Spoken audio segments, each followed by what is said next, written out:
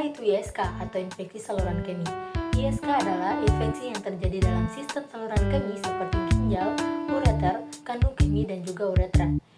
ISK biasanya terjadi karena adanya bakteri Escherichia coli yang ada dalam saluran pencernaan memasuki saluran kemih melalui ureter dan kemudian berkembang biak di dalam kandung kemih.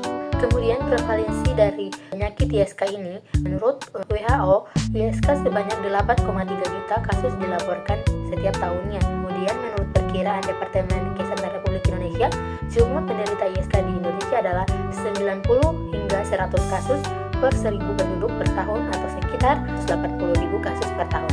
Kemudian apa sih faktor resiko dari infeksi saluran kemih ini?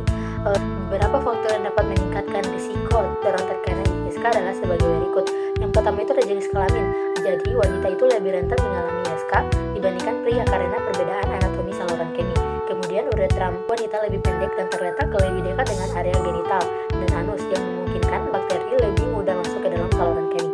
Karena itu, wanita memiliki risiko lebih tinggi untuk mengalami ISK, terutama pada usia subur dan setelah menopause. Kemudian yang kedua, usia. Usia juga mempengaruhi risiko terkena ISK. Pada wanita setelah menopause, penurun kadar estrogen dapat menyebabkan perubahan pada saluran kemih yang meningkatkan kerentanannya terhadap infeksi. Kemudian faktor risiko yang ketiga adalah kebersihan yang tidak dijaga. Jadi kebiasaan buruk dalam menjaga kebersihan area genital dapat meningkatkan risiko terkena ISK. Faktor risiko yang keempat yaitu menahan buang air kecil terlalu lama. Jadi ketika kita menahan buang air kecil dalam waktu yang lama dapat menyebabkan kandungan kemih terisi penuh dan memperlambat pengosongan urin. Faktor risiko yang kelima yaitu penggunaan kateter urin dan penggunaan alat kontraseptif tertentu. Faktor risiko yang keenam adalah sistem kekebalan tubuh yang lemah.